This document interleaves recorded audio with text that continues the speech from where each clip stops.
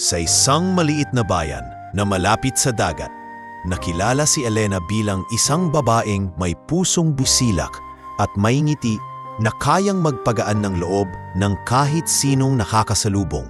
Lumaki siya sa isang pamilyang simple lamang. Ang kanyang ama ay isang mangingisda at ang kanyang ina ay nag-aalaga ng munting tindahan sa palengke. Kahit kapos sa buhay, hindi ito naging hadlang upang lumaki siyang mabait at puno ng pangarap. Isang hapon, habang nag-aayos siya ng paninda sa palengke, may isang lalaking nakatayo sa di kalayuan, napasuot ng maayos na polo at sapatos na halatang hindi sanay sa alikabok ng kalsada. Siya si Victor, isang ambisyosong kabataang nagsisimula pa lamang noon sa maliit na negosyo ng pagbebenta ng materyales sa konstruksyon. Magkano po ang 3 pirasong isda? Si tanong ni Victor, bahagyang nakangiti habang pinagmamasdan ang simpleng dalaga. Mumiti si Elena, medyo nahiya. 10 piso lang po bawat isa. Sariwa yan, kakahuli lang ng tatay ko kaninang madaling araw. Napansin ni Victor ang sigla at kasipagan ng dalaga. Hindi niya alam kung bakit, ngunit tila nahulog ang kanyang tingin kay Elena, hindi lamang sa kagandahan nito, kundi sa kasipagan at ganda ng kalooban na agad niyang nasilayan. Mula noon, hindi na siya tumigil sa pagbabalik sa tindahan. Laging may dalang maliit na bulaklak o minsan naman ay tinapay mula sa panaderya. Dahan-dahan ay naging malapit sila sa isa't isa hanggang sa maging matamis na pagmamahalan. Victor, wika ni Elena isang gabi habang magkasama silang naglalakad pauwi, hindi ko naman hinahangad na yumaman. Basta ang pangarap ko lang ay magkaroon ng simpleng pamilya na puno ng pagmamahalan. Hinawakan ni Victor ang kamay niya at ngumiti. Pangako, Elena, gagawin ko ang lahat para ibigay sa iyo ang buhay na karapat-dapat sa iyo. Hindi lang simpleng pamilya, kundi isang masaganang kinabukasan. Sa paglipas ng mga taon, tinupad ni Victor ang pangako. Lumago ang kanyang negosyo, nakapagpatayo sila ng maliit na bahay at kalaunan ay lumipat sa isang malaking mansyon sa siyudad. Unti-unti, nakilala si Victor bilang isa sa pinakamayayamang negosyante sa kanilang probinsya. Ngunit sa kabila ng pag-unlad, nanatiling mapagkumbaba si Elena. Kahit nasa mansyon na siya pa rin ang gumigising ng maaga para alagaan ang hardin, tumutulong sa mga kasambahay at madalas pang bumibisita sa baryo para tulungan ng mga kaanak at kapitbahay. Senyora Elena, sabi ng isa sa mga kasambahay isang araw, hindi niyo na po kailangan gawin ito. May mga tao na pong naka-assign sa hardin. Ngumiti lamang siya. Hindi ko naman ginagawa ito dahil kailangan. Masaya lang ako na nakikita kong maayos ang paligid. At saka, hindi dapat maging sagabal ang pera para makalimutan kong sanay akong kumilos. Tunay ngang hinangaan siya ng mga tao. Para sa marami, si Elena ang larawan ng isang mabuting asawa at huwarang babae. Hindi siya nagbago kahit na yumaman. Lagi siyang nakasuporta sa kanyang asawa sa bawat hakbang ng negosyo. Salamat, Elena. Madalas sabihin ni Victor kapag sila'y magkasamang naghahapunan. Kung hindi dahil sa'yo, hindi ko mararating ang ganito. Ngunit minsang gabi, nagkaroon ng trahedya. Habang pauwi si Victor at Elena mula sa isang pagtitipon, nabangga ang kanilang sasakyan sa isang truck. Nakaligtas si Victor na may kaunting galos lamang, ngunit si Elena ay malubhang nasugatan. Sa ospital, ibinalita ng doktor ang malungkot na balita. Pasensya na po, Ginoo, mahinang sabi ng doktor kay Victor. Nakaligtas siya. Pero ang pinsala sa kanyang katawan ay nagdulot ng permanenteng pagkaparalisa sa kanyang mga binti. Nanlumo si Elena sa kanyang kalagayan. Sa unang linggo, halos hindi siya nagsasalita. Ngunit nang makita niyang nagpipilit si Victor na ipakita ang suporta, pilit niyang pinatatag ang loob. Victor, luha ang wika ni Elena. Hindi ko na magagampanan ang lahat ng tungkulin ko bilang asawa. Isa na akong pabigat sa'yo. Mariing umiling si Victor. Huwag mong sabihin yan kahit kailan hindi ka naging pabigat. Ikaw pa rin ang babaeng minahal ko, Elena. Walang magbabago. Ngunit sa kabila ng mga salitang iyon, nagsimula na ring magbago ang takbo ng kanilang relasyon. Sa mga sumunod na taon, nanatiling mabait at matiyaga si Elena. Bumugugol siya ng oras sa pagbabasa, pananalangin, at minsan ay papikipagkwentuhan sa kanilang mga kasambahay. Sa tuwing may bisita, siya'y magiliw na bumabati at nakangiti kahit nakaupo lamang sa wheelchair. Ang kanilang mansyon ay naging sentro ng mga pagtitipon at madalas mapansin ng mga panauhin ang hindi matatawarang kabaitan ni Elena. Napakaswerte mo, Victor, ani ng isa sa mga kaibigan nito. Hindi lahat ay may asawang kasing buti at kasing mapagmahal ni Elena. Ngumiti si Victor, bagamat sa kanyang mga mata ay mayroong lihim na pagod at pangungulila sa dating masiglang relasyon. Sa panahong iyon, walang makapagsasabi kung ano ang hinaharap. Ngunit malinaw na kahit may pagsubok, si Elena ay nananatiling haligi ng kanilang pamilya. Isang simbolo ng kabutihan, pagmamahal, at sakripisyo. Copy ends here. Lumipas ang ilang taon matapos ang aksidenteng nagdulot ng pagkaparalisa kay Elena. Nanatili siyang matatag sa kabila ng hirap, ngunit hindi maikakaila na unti-unti ring nagbago ang takbo ng kanilang pagsasama. Kung dati ay puno ng lambing at atensyon si Victor sa kanyang asawa, ngayon ay unti-unti itong napalitan ng malamig na pakikitungo at madalas na paggawala sa kanilang tahanan. "Victor, gabi na, hindi ka pa ba matutulog?" tanong ni Elena, isang hating gabi habang nakaupo sa wheelchair. Hawak ang librong binabasa niya. Nagulat si Victor, galing siya sa labas at halatang pagod. "May inaasikaso lang ako sa negosyo. Huwag mo nang intindihin, matulog ka na." Ngumiti si Elena, kahit dama niya ang bigat sa dibdib. "Ingat ka lagi, huwag mong pinapabayaan ang sarili mo." Sa likod ng mga salitang iyon, alam ni Elena na may kakaibang nangyayari. Hindi na siya ganun kadalas kausapin ng asawa at madalas na rin itong wala sa bahay. Sa mga pagtitipon ng negosyo, napapansin ng ilang kakilala na tila may ibang kinahuhumalingan si Victor. Isang gabi, dumalo si Victor sa isang malaking party para sa mga negosyante. Doon niya nakilala si Marisa, isang batang babae na maganda, mapang-akit at sanay sa mga salitang kayang magbigay aliw sa isang lalaking nagsisimula ng magsawa sa paulit-ulit na pag-aalaga sa asawa. "Mr. Victor," nakangiting bati ni Marisa habang iniaabot ang kamay. "Naririnig ko na ikaw daw ang pinakamabilis umasenso sa industriya ngayon." Ngumisi si Victor at tinanggap ang kamay ng dalaga. "Marami pa akong dapat patunayan. Pero salamat, at ikaw naman. Ano ang ginagawa mo sa ganitong mga pagtitipon?" Tumawa si Marisa. "Wala, sinasamahan ko lang ang ilang kaibigan. Pero hindi ko akalaing makikilala ko ang isang katulad mo." Mula noon, nagsimula ang kanilang palihim na pagkikita. Unay simpleng kape lamang sa mga mamahaling kafe, hanggang sa naging madalas na ang kanilang mga pagkikita sa mga hotel at pribadong lugar. Ang lahat ay inilihim ni Victor, at sa bawat araw na lumilipas, lalong lumalayo ang loob niya kay Elena. "Victor," malumanay na tanong ni Elena isang umaga, "hindi ka na ba masyadong naglalagi sa bahay? Miss na miss ka na ng mga bata sa paligid na dati mong nilalaro." Kumunot ang noo ni Victor. "Elena, hindi na ako bata. May negosyo akong pinapatakbo. Hindi mo ba naiintindihan na kailangan kong kumayod para sa atin?" Napayuko si Elena, hindi na nakapagsalita. Ramdam niya ang bigat sa puso, ngunit pinili niyang manahimik kaysa lalong lumayo ang loob ng asawa. Habang lumalalim ang relasyon ni Victor at Marisa, lumalalim din ang sugat sa puso ni Elena. Ang mga chismis ay nagsimulang kumalat sa kanilang komunidad. May mga kaibigang palihim na lumapit kay Elena. "Elena," sabi ng matalik niyang kaibigang si Rosa, "may naririnig akong hindi maganda. Lagi raw kasama ni Victor ang isang dalagang hindi kilala ng marami." Napakagatlabi si Elena.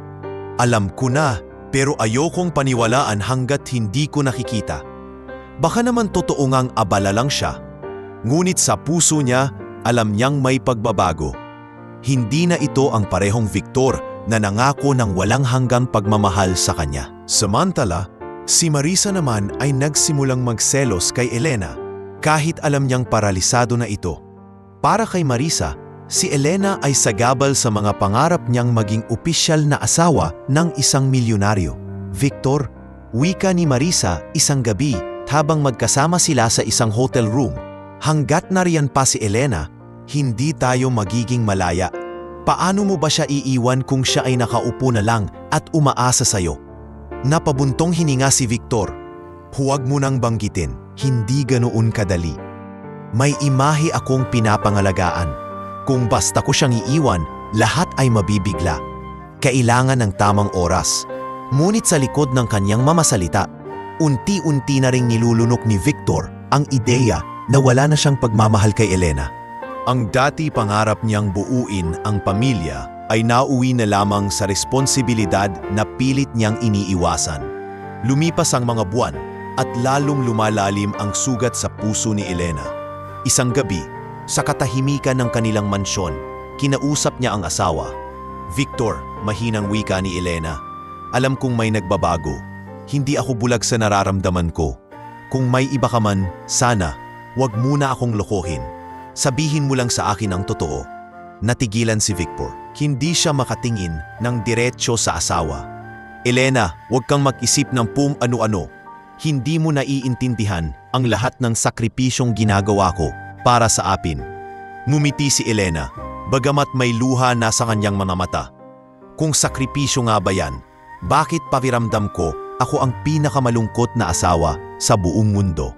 Hindi na sumagot si Victor. Sa halip, tumalikod siya at iniwan ang kanyang asawa sa loob ng kwarto. Sa mga gabing iyon, mas pinili niyang makasama si Marisa kaysa sa asawa niyang matagal nang nagdurusa. Sa mata ng iba, si Elena ay nanabiling huwarang asawa at mabuting tao. Ngunit sa mata ni Victor, siya ay naging paalala ng responsibilidad at sakit na nais niyang kalimutan. At doon nagsimula ang pagbabagong unti-unting sisira sa pundasyon ng kanilang pamilya. Sa paglipas ng mga buwan, naging lantaran na ang pagbabago sa kilos ni Victor.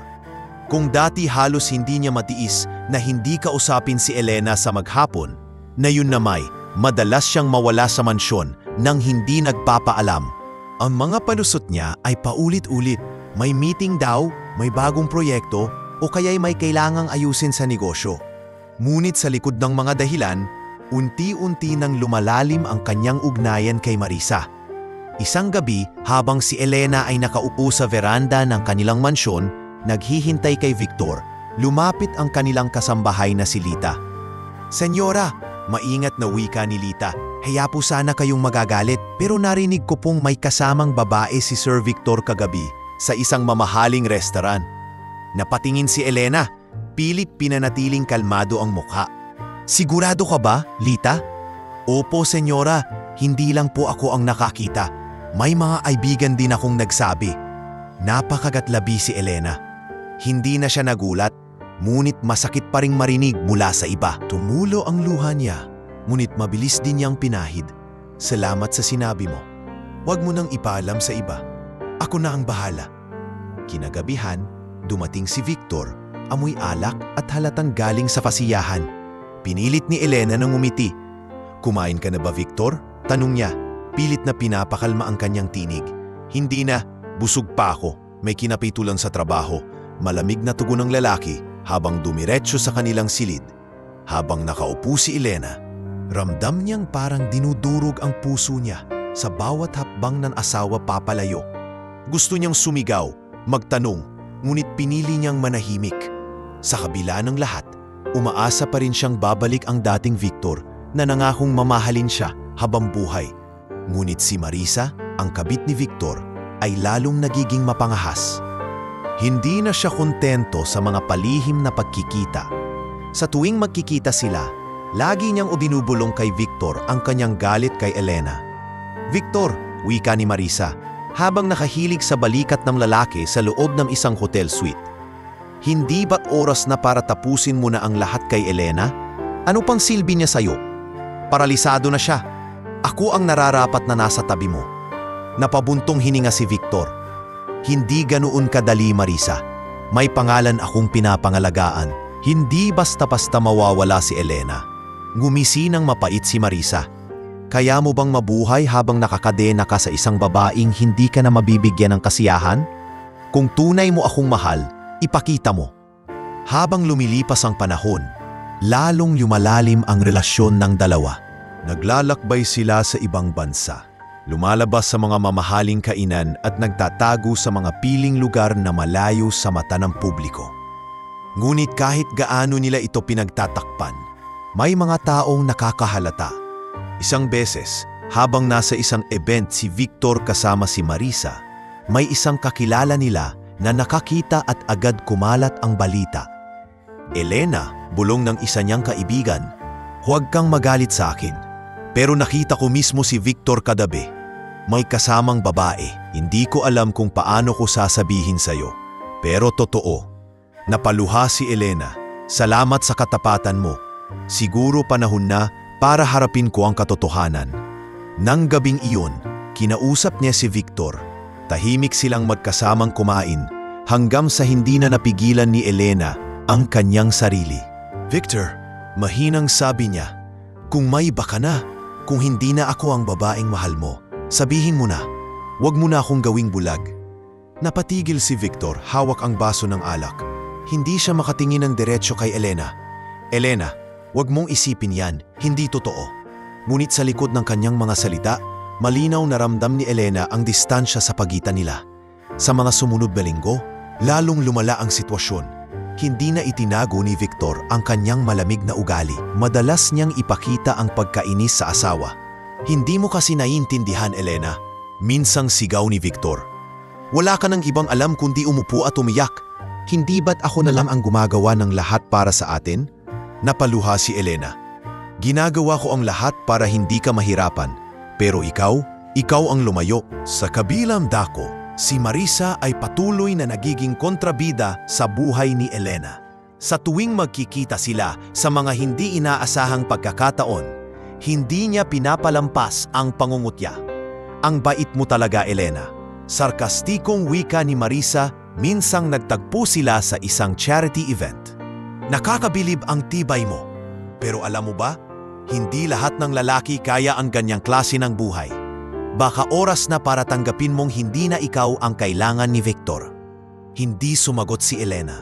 Bagkus ay ngumiti lamang kahit ramdam niyang para siyang tinutusok ng libo-libong karayom. Sa mga panahong iyon, unti-unti na niyang naramdaman ang bigat ng pagtataksil. Hindi lamang sa katawan kundi pati na rin sa kaluluwa. Ang kanyang pananahimik ay hindi dahil sa kahinaan, kundi dahil ayaw niyang sirain ang imahe ng kanilang pamilya. Ngunit sa kanyang puso, alam niyang may unos na paparating, unos na magpapabago sa lahat ng bagay. Sa puntong lantaran ng nararamdaman ni Elena ang pagtataksil, naging mas malinaw din kay Marisa na hindi sapat na siya ay kabit lamang. Ang pagiging ikaw lamang ni Victor ang matagal na niyang pinapangarap.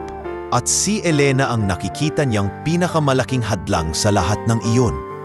Isang gabi, habang nasa loob sila ng isang mamahaling hotel suite, nagsimula si Marisa ng isang mapanganib na usapan.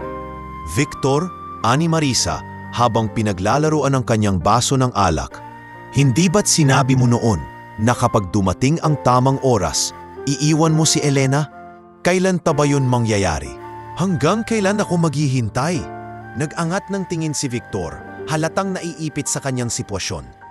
"Marisa, hindi ganun kasimple. Si Elena, paralisado na. Paano kung bigla na lang akong umalis? Ano ang sasabihin ng mga tao? Ako ang magmumukhang walang puso." Tumawa si Marisa, mapait at puno ng panunuya. "At hindi ka ba talaga walang puso, Victor? Hindi ba't matagal mo na siyang pinabayaan? Kung talagang ako ang mahal mo, bakit hindi ka makahanap ng paraan para tuluyan na siyang mawala?" Hindi agad nakasagot si Victor. Ngunit sa kanyang isip, unti-unti nang bumubuo ng ideya ang mga salita ni Marisa. Ang pananahimik niya ay tanda na nagsisimula siyang matukso sa masama at mapanganib na landas.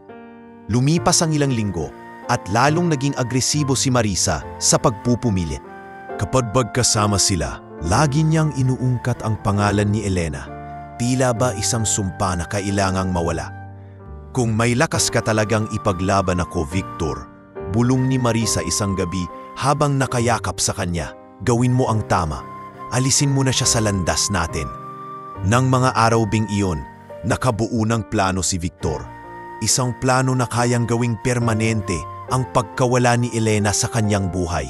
Marisa, wika ni Victor habang sila'y nag-uusap sa loob ng kotse isang gabi. May naiisip akong paraan. Hindi na siya magigising mula sa sakit na dulot niya sa buhay ko. Pero kailangan nating maging maingat. Walang bakas, walang ebidensya. Nagliwanag ang mukha ni Marisa. Sabihin mo, gagawin natin ito. Pinag-usapan nila ang lahat. Magpaplano sila ng isang out-of-town trip at doon nila dadalhin si Elena. Ipagtatanggol nila ang plano na ito'y para makapagpahinga ang babae upang muling maginhawahan ang isip. Ang hindi alam ni Elena, yun pala'y magiging huling biyahe niya kasama ang asawa. Kinabukasan, nilapitan ni Victor ang kanyang asawa na nasa veranda, nakatanaw sa mga bulaklak na kanyang inaalagaan kahit nasa wheelchair. Elena, wika ni Victor, pinipilit magpakita ng lambing. Naisip kong baka gusto mong magpunta tayo sa isang lugar na malayo muna para makalanghap ka ng sariwang hangin. Matagal ka nang nakakulong dito sa mansyon. Nagulat si Elena. Halos hindi na niya narinig ang ganitong alok mula sa asawa nitong mga huling taon. Totoo ba yan, Victor? Isasama mo ako? Ngumiti si Victor, bagamat pilit. Oo naman. Baka makatulong ito sa kalagayan mo. Magpapahinga tayo. Hindi mapigilan ni Elena ang mapangiti. Sa puso niya, umasa siyang baka ito na ang simula ng pagbabalik ng pagmamahalan nila. Salamat, Victor. Hindi mo alam kung gaano kahalaga sa akin ito. Ngunit sa likod ng ngiti ni Victor, naroroon ang itinatagong kasinungalingan. Sa bawat salitang binibitawan niya, lalong humihigpit ang pagkakatali sa masamang plano nilang dalawa ni Marisa. Sa mga sumunod na araw, pinaghandaan nila ang biyahe. Pinili nilang pumunta sa isang resort sa tabing bundok kung saan may matatarik na bangin na halos walang nakakaalam. Pinag-isipan nilang mabuti ang kanilang gagawin. Ang pagtulak kay Elena sa bangin, isang aksidenteng magpapalaya sa kanila. Habang nag-iimpake si Elena, masaya niyang kinakausap ang kanyang yaya. Aling Sabel, wika niya, habang pinapahira ng bimpo ang kanyang noo. Pakiramdam ko may pag-asa pa. Nagbago na ulit si Victor. Isasama niya ako.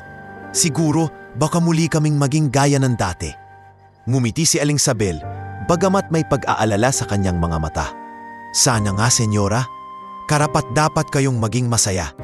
Dumating ang araw ng biyahe.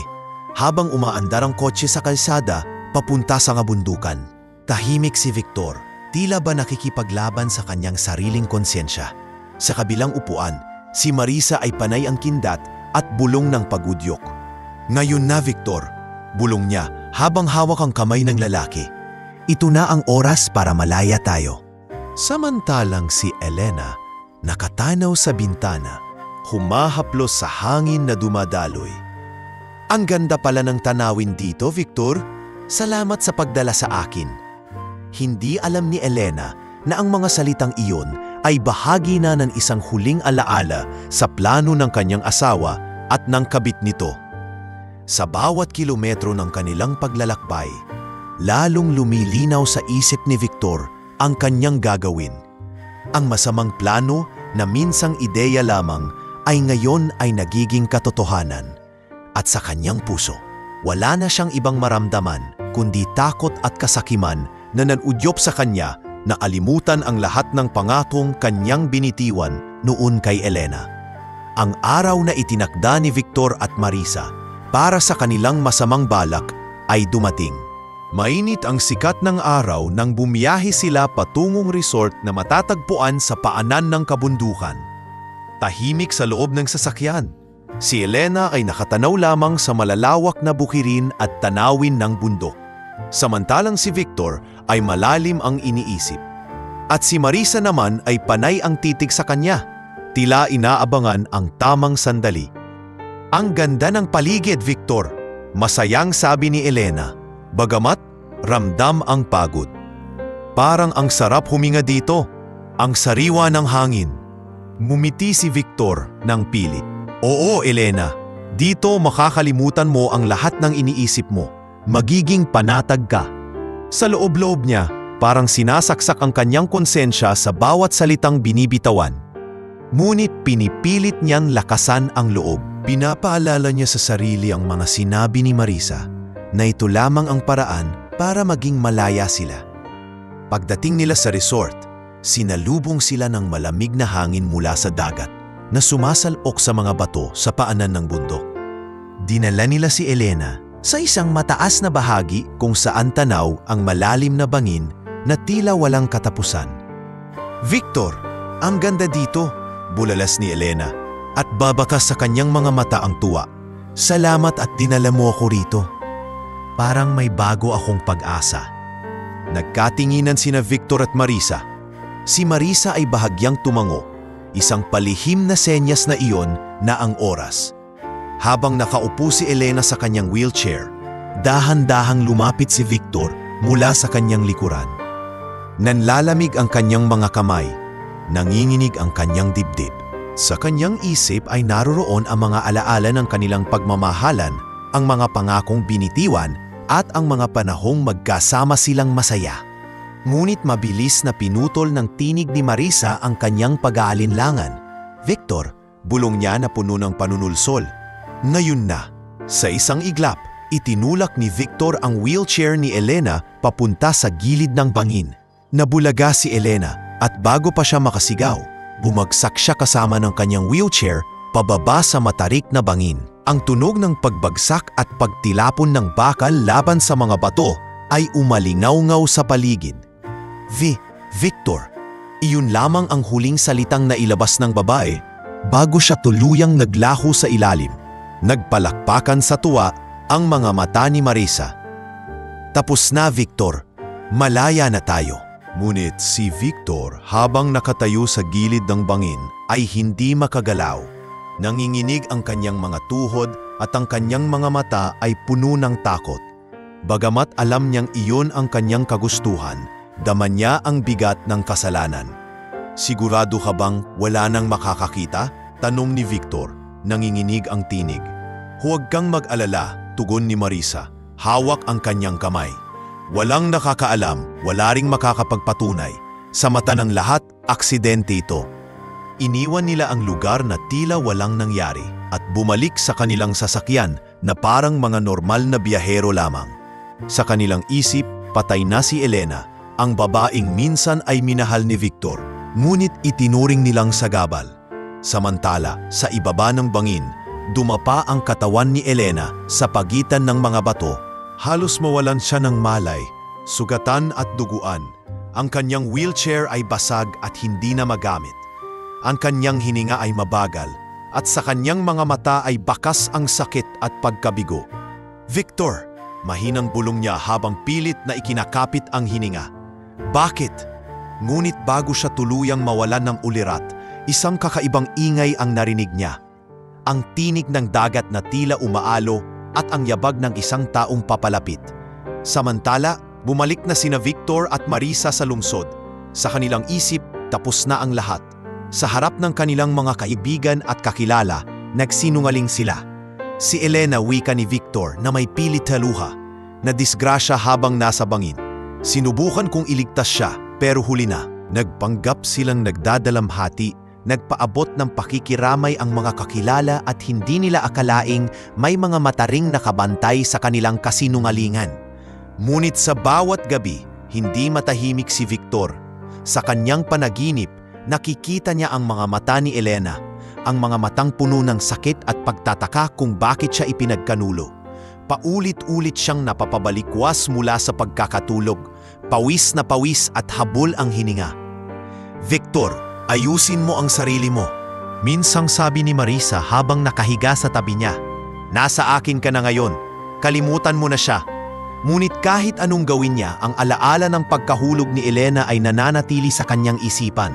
Ang kirot ng kanyang konsensya ay hindi maitatago, kahit anong kasinungalingan pa ang sabihin niya sa sarili. At sa isang lugar na malayo sa kanila, sa ilalim ng bangin, may himalang nagaganap. Hindi tuluyang nawala si Elena. Sa kabila ng halos ikamatay niyang pagbagsak, may mga kamay na tumulong sa kanya. Mga taong hindi niya kilala, ngunit handang magsakripisyo para mailigtas siya. Ang plano ni na Victor at Marisa ay matagumpay sa paningin ng lahat. Ngunit ang kanilang paniniwalang natapos na ang lahat ay isa lamang malaking pagkakamali. Sa katahimikan ng gabi, nagsimula ang isang bagong kabanata ng kwento. Isang kwento ng pagbabalik, ng hustisya at ng paghihiganti na hindi nila kailanmang inaasahan. Sa ilalim ng bangin, habang halos mawalan na ng ulirat si Elena, nagkataong may isang matandang ermitanyo na nakatira malapit sa dalampasigan. Ang matandang ito, si Mang Isko, ay sanay ng mangalap ng mga halamang gamot at tumulong sa mga nasusugatan na nadadala ng alon sa mabatong baybayin. Nang gabing iyon, habang may dalang lampara, nakita niya ang duguang katawan ni Elena na nakahandusay sa gilid ng dagat. "Diyos ko," bulong ni Mang Isko habang mabilis na lumapit. "May pulso pa siya. Hindi siya pwedeng mamatay dito." Dahan-dahan niyang binuhat si Elena sa kabila ng bigat at hirap ng kanyang katawan. Dinala niya ito sa kanyang kubo na yari sa kawayan at pawid, isang lugar na halos walang nakakakilala at malayo sa sibilisasyon. Sa mga sumunod na araw, nag-alaga si Mang Isko kay Elena gamit ang kanyang kaalaman sa tradisyonal na panggagamot. Pinakain niya ito ng sabaw mula sa mga halamang ugat, pinahiran ng mga langis ang mga sugat at nilinis ang mga gasgas sa katawan. Habang lumilipas ang oras, unti-unti ring nagising si Elena. Pagmulat ng kanyang mga mata, bumungad sa kanya ang kisame ng isang payak na kubo. Nakaramdam siya ng hapdi sa buong katawan, ngunit higit na masakit ang bigat sa anyang puso. "Asan ako?" mahina niyang tanong habang pinipilit igalaw ang kanyang tamay. "Anak," tugon ni Mang Isko, "ligtas ka na. Natagpuan kita sa ibaba ng bangin. Hindi ko alam kung paano ka nakaligtas, pero Diyos siguro ang may dahilan." Napaluha si Elena at sa unang pagkakataon ay tuluyan ng bumuhos ang sakit na kanina pa niya kinikimkim. "Si Victor, ang asawa ko. Siya ang nagtulak sa akin." Hindi aksidente iyon. Natigilan si Mang Isko. Hindi siya makapaniwalang maririnig ang ganitong kwento mula sa isang babaeng halatang galing sa marangyang buhay. Kung ganun, mas lalo mong kailangang mabuhay. Hindi pwedeng matapos ang lahat dito.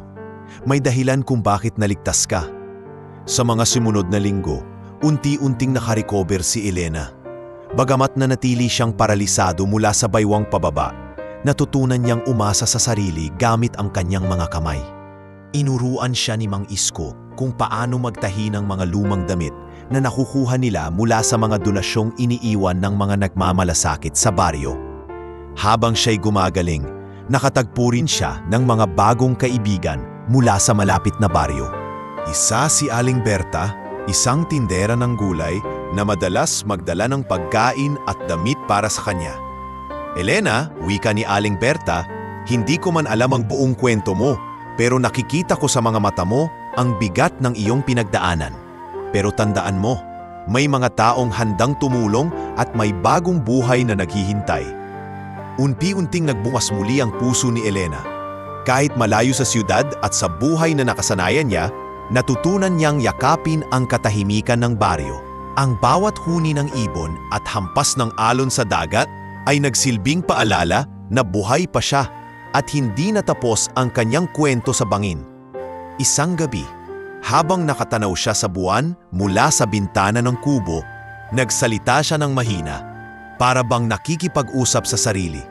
"Hindi ako mamamatay ng ganito. Hindi dito matatapos ang lahat. Kung iniwan ako ni Victor para mamatay, gagamitin ko ang pagkakataong ito para muling bumangon." Sa mga sumunod na buwan, tuluyang natutunan ni Elena ang maraming bagay na dati ay hindi niyang inisip na kakailanganin niya. Tinuruan siya ni Mang Isko na gumamit ng karayom at sinulid para gumawa ng mga simpleng bag at damit. Sa unay mahirap, ngunit kalaunan ay naging maayos at maganda ang kanyang gawa. "Magaling ka, Elena," sabi ni Mang Isko habang pinagmamasdan ang tinapos niyang burda. "May talento ka sa paggawa. Maaari mong gamitin ito para makapagsimula muli." Ngumiti si Elena, bagamat may lungkot pa rin sa kanyang mga mata. "Salamat, Mang Isko. Sa tulong ninyo, natutunan kong hindi pa huli ang lahat. Pero hindi ko rin malilimutan ang ginawa sa akin. Isang araw, babalik ako.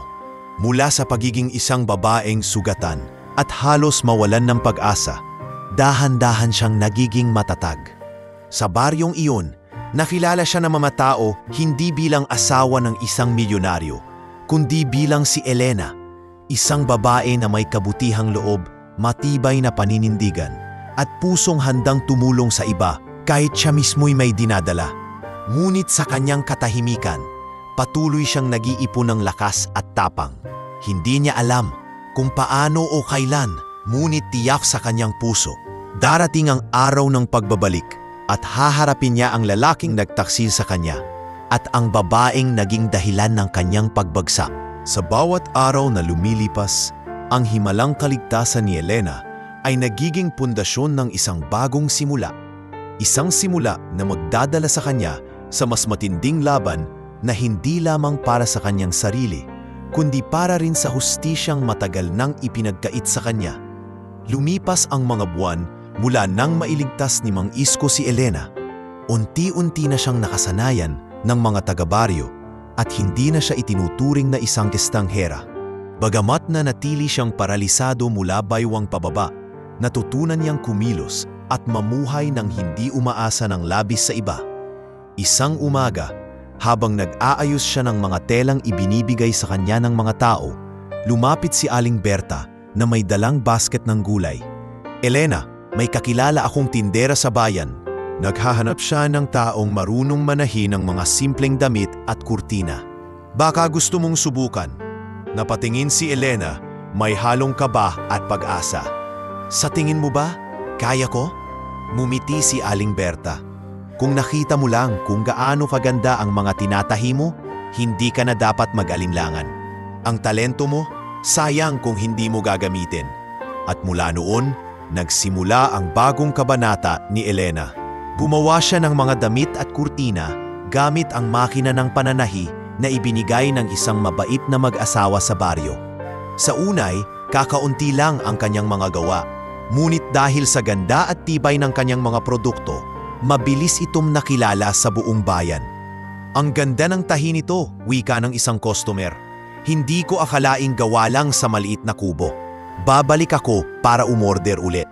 Sa bawat papuri na kanyang natatanggap, unti-unting nabubuo ang tiwala ni Elena sa kanyang sarili.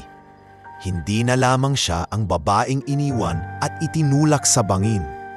Isa na siyang babae na may sariling kakayahan at nagtataguyod ng bagong buhay. Ngunit sa likod ng kanyang ngiti, may tinatagong kirot.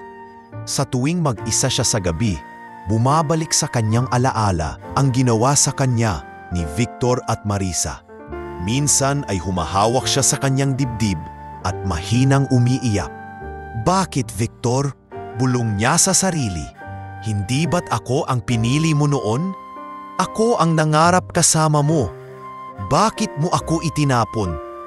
Gayunpaman, pinipili niyang tumayo at magpatuloy. Hindi siya nagpadala sa sakit sapagkat alam niyang mas mahalaga ang kinabukasan kaysa sa pag-iyak sa nakaraan. Habang lumalaki ang kanyang maliit na negosyo, nakilala niya rin ang ibang kababaihan sa baryo na tulad niyang nangangailangan ng kabuhayan. Isang araw, tinawag niya ang ilan sa kanila.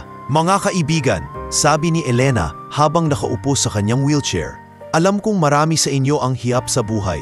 Kung gusto ninyo, maaari kayong matutong manahi. Tuturuan ko kayo. Hindi ito kalakihan pero makakatulong." Nagliwanag ang mga mukha ng mga babae. Mula noon, nagsimula silang magtipon-tipon sa kanyang kubo upang matuto. Habang tinuturuan niya sila, nakaramdam si Elena ng kakaibang kagalakan na sa kabila ng kanyang kapansalan, may kakayahan pa rin siyang magbigay ng pag-asa sa iba. "Salamat, Elena," ani isang babae. "Hindi mo lang kami tinuruan ng trabaho, tinuruan mo rin kaming maniwala na may kaya pa kaming gawin." At sa ganitong paraan, nakilala si Elena hindi lamang bilang mahusay na mananahi, kundi bilang isang huwarang babae sa baryo, isang taong nagbibigay ng inspirasyon at lakas ng loob. Ngunit hindi naging madali ang lahat. May mga pagkakataong napapagod siya o nadadala ng emosyon kapag naririnig niya ang mga kwento ng pagtataksil mula sa ibang tao. Para bang paulit-ulit siyang binabalikan ng kanyang sariling kwento. Isang gabi, Habang nagdarasal, nagtanong siya sa Diyos, Panginoon, bakit ako iniligtas? Ano ang dahilan ng lahat ng ito? Kung buhay ako ngayon, siguro may mas malaking dahilan. Tulungan mo akong makita iyon.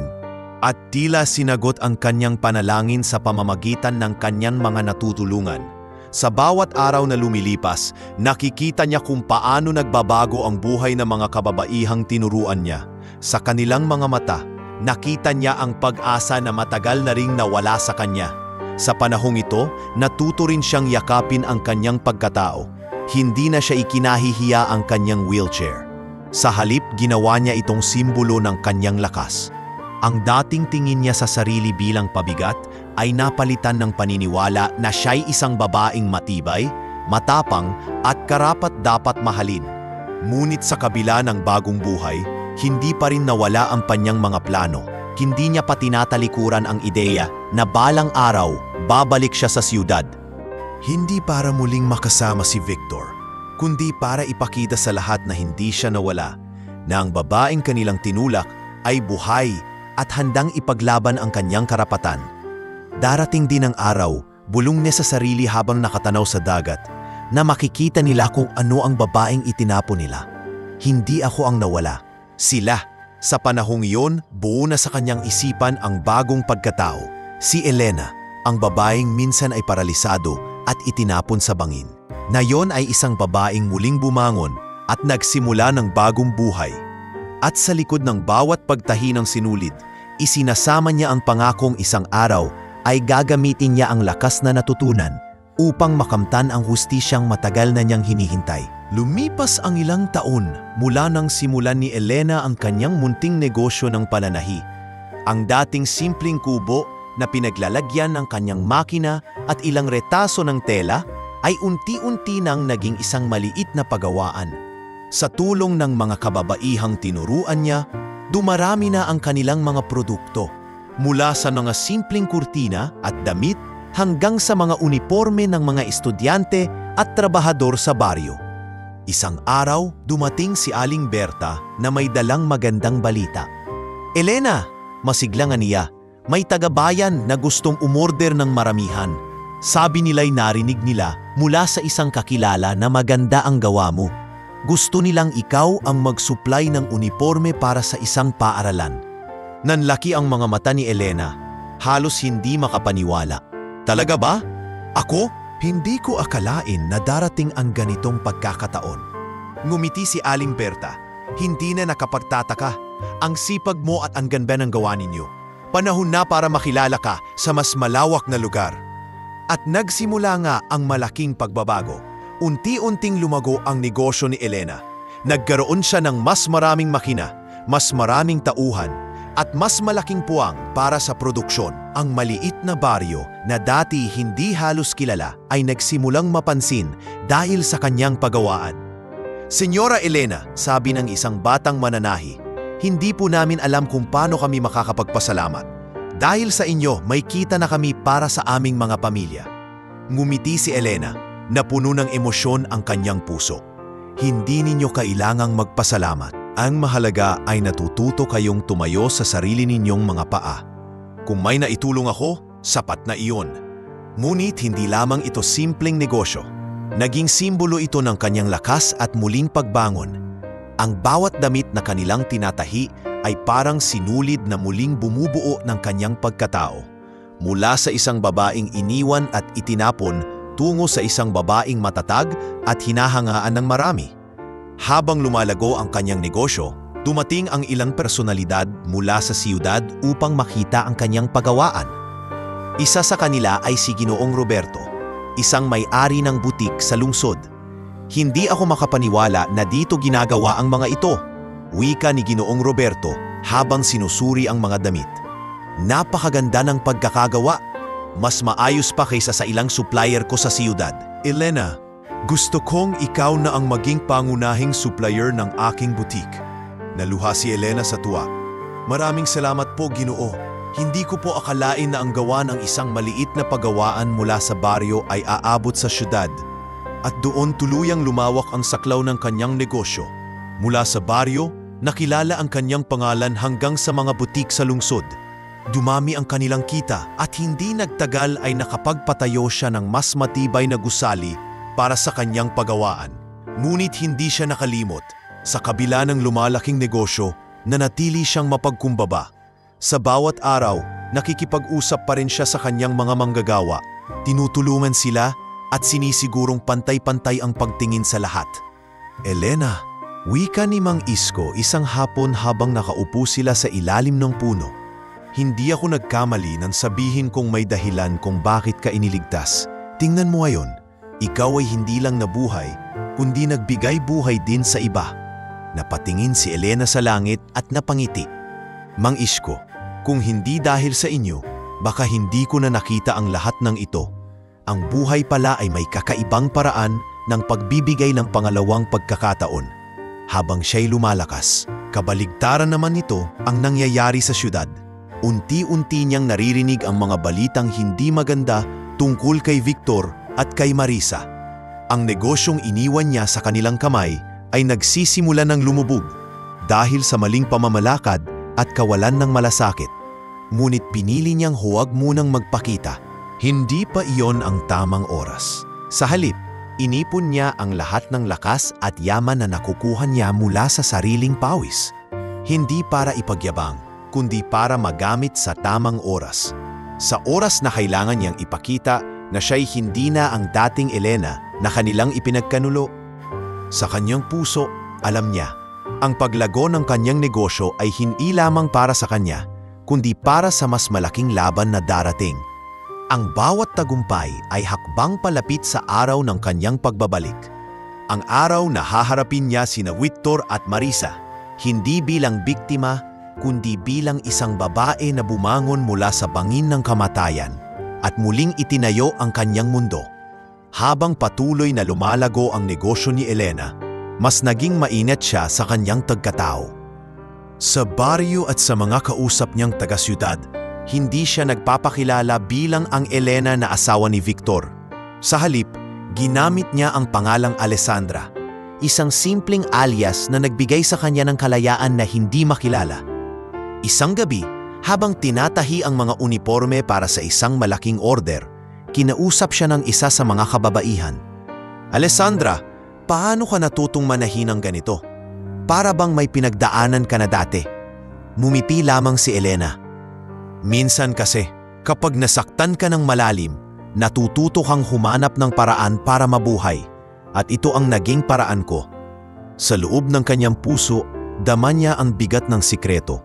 Hindi niya kayang ipaalam sa kanila ang totoo, na siya ang babaeng itinulak ng sariling asawa at ng kabit nito. Natatakot siyang baka may makarating na balita sa syudad na siya'y buhay pa. Hindi pa iyon ang tamang oras. Habang siya'y tahimik na namumuhay, hindi rin niya napigilang magtanong tungkol sa buhay ni Victor at Marisa. Isang araw, dumating si Ginoong Roberto mula sa syudad para tingnan ang panibagong koleksyon ng kanilang mga gawa. Elena, Alessandra, wika nito. Alam mo ba, ang negosyong hawak ng mga Monteverde ay palugi na? Maraming empleyado ang nagrereklamo. Ang asawa ng may-ari, si Marisa, daw ang madalas humahawak, pero puro luho at gastos ang ginagawa. Nagkunwari siyang hindi apektado. Talaga po ba? Nakakalungkot marinig. Ngunit sa kanyang isipan, muling bumalik ang mga alaala. Ang dating asawa na minsang minahal niya ay ngayoy lumulubog dahil sa kasakiman at maling pag-ibig. Hindi doon natapos ang kanyang pag-iimbestiga. Palihim siyang nagtanong-tanong sa mga dating empleyado ng kumpanya na nakarating sa kanilang baryo para maghanap ng trabaho. Isang lalaking nagngangalang Mateo ang lumapit sa kanya. Ma'am Alessandra, wika nito, dati po akong accountant sa kumpanya ni Monteverde. Pero dahil sa katiwalian at maling pamamalakad, napilitan akong umalis. Sayang noon, napakaganda ng negosyo. Pero simula ng hawakan ni Marisa, unti-unting bumagsak. Tahimik lamang na nakinig si Elena, ngunit sa loob niya ay unti-unting nagbabalik ang determinasyon. Mateo, tanong niya, kung sakali bang may taong gustong ayusin ang negosyo at ilabas ang mga maling gawain, posible ba yon? Napatitig si Mateo. Kung may sapat na ebidensya, posible. Pero sino pa bang maglalakas loob? Ngumiti si Elena, hindi ipinapakita ang tunay niyang intensyon. Minsan, may mga taong hindi inaasahan na babalik para ituwid ang mali. Samantala, habang lumalakas ang negosyo ni Elena sa ibang pangalan, naramdaman niyang mas dumarami ang mga taong humahanga sa kanya. Maraming negosyante ang nais siyang mafilala at may ilan pa na nagtangkang alupin siya ng partnership. Ngunit pinili niyang manatiling tahimik at mag-ingat. Isang gabi, kinausap siya ni Mang Isko. Elena, hanggang kailan mo itatago ang totoo mong pagkatao? Hindi mo ba gustong ipaalam sa mundo na buhay ka? Tumitig si Elena sa kanyang mga kamay na puno ng kalyo sa pagtatahi. Mang Isko, darating ang oras, pero hindi ngayon. Kailangan ko munang maging handa. Hindi ako babalik bilang biktima. Babalik ako bilang isang taong may lakas, may tinig at may kakayahang ipaglaban ang sarili. Ngunit tandaan mo, dagdag ni Mang Isko, hindi laging sikreto ang katotohanan. Darating ang oras na kusa itong mabubunyag. Mula noon, mas pinag-igihan pa ni Elena ang kanyang pagbuo ng mga koneksyon. Gumamit siya ng alias para makapasok sa mga eksklusibong pagtitipon ng mga negosyante. Doon niya mas nakilala ang mga taong dating nasa paligid nina Victor at Marisa. Sa bawat usapan, palihim niyang nalalaman ang mga kahinaan ng kumpanya ng kanyang asawa. Alessandra, sabi ng isang matandang negosyante sa isang pagtitipon, "Magaling ka palang negosyante. May narinig ka kong balita na malapit nang bumagsak ang Monteverde Group. Kung ikaw ang papalit sa merkado, walang duda na ikaw ang magiging bago nilang kahalili." Nagpasalamat si Elena, ngunit sa loob niya, nagsimulang sumiklab ang apoy ng paghihiganti. Hindi niya gustong makuha ang lahat bilang kapalit lamang ng kanilang pagbagsak, kundi nais niyang iparamdam sa kanila ang parehong sakit na dinanas niya, ang sakit ng pagtataksil at pagkakait ng dignidad. Ngunit kasabay nito, napansin niyang may mga taong nagsisimulang magduda sa kanyang tunay na pagkatao. Minsan, isang bisita ang nakatitig sa kanya at tila pamilyar ang mga mata. "Para kang may kahawig, parang nakilala na kita noon," wika ng bisita. Ngumiti lamang si Elena. Marami pong taong magkahawig. Baka iyon lang ang dahilan. Sa mga gabing mag-isa siya, hindi niya maiwasang isipin ang kinabukasan. Habang hawak ang kanyang diary, isinulat niya ang kanyang nararamdaman. "Kung sino mang makakilala sa akin ngayon, makikita nila ang babaeng bumangon mula sa kawalan. Ngunit hindi pa nila alam ang buong katotohanan. Sa oras na iyon, wala nang makakapigil sa akin." Sa bawat paglipas ng araw, mas nagiging malinaw sa kanya ang kanyang layunin. Ang kanyang lihim na pagkakakilanlan ay hindi lamang proteksyon, kundi sandata na gagamitin niya sa tamang oras. Sa ngayon, si Alessandra ang kilalang matagumpay na negosyante. Ngunit balang araw, si Elena, ang babaeng itinulak sa bangin, ang muling babangon, at sa kanyang pagbabalik, gugulantangin niya ang lahat ng hindi naniwala sa kanya. Habang si Elena ay patuloy na nagtatago sa pangalang Alessandra, patuloy namang gumugulo ang buhay nina Victor at Marisa sa syudad.